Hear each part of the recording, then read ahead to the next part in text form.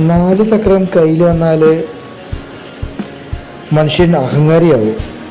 അങ്ങനെയുള്ളവരെ നിങ്ങൾ കണ്ടിട്ടുണ്ടാകും, ഞാനും കണ്ടിട്ടുണ്ട്. ഒരുത്തിനോട് ഞാൻ ചോദിച്ചു, നീ എന്താ പള്ളിയിൽ വരാത്ത, നിന്റെ കുട്ടികളെന്താ കാറ്റീസിന് വരാത്ത?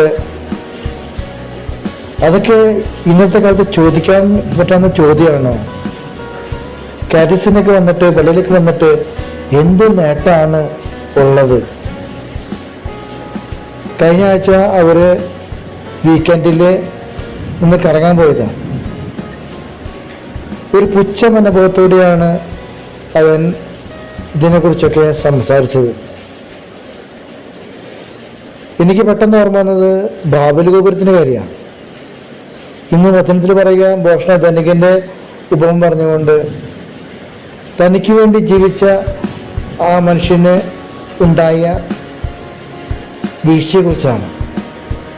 അവൻ ഉണ്ടാക്കി വച്ചിരിക്കുന്നവ ആരുടെയും അല്ലാതെ പോകുന്ന ഒരവസ്ഥ. അതുകൊണ്ട് ആ ഉപമയിലൂടെ കർത്താവ് പറഞ്ഞു വയ്ക്കുക, സ്വർഗത്തിൽ നിക്ഷേപം ഉണ്ടാക്കി വയ്ക്കാനായിട്ട്. തനിക്ക് വേണ്ടി തന്നെ ജീവിക്കാതെ മറ്റുള്ളവർക്ക് നന്മ ചെയ്ത് ജീവിക്കാനായിട്ട് വചനം നമ്മെ ഓർമ്മപ്പെടുത്തുന്നുണ്ട്. ഈ നോമ്പുകാലം നന്മയിൽ വളരുവാനായിട്ട് സ്വർഗത്തിൽ നിക്ഷേപം ഉണ്ടാക്കി വയ്ക്കാനുള്ള വലിയ തീരുമാനമായിട്ട് നമുക്ക് ജീവിക്കാം. ദൈവം നമ്മെ ഓരോരുത്തരെയും അനുഗ്രഹിക്കട്ടെ. നന്ദി.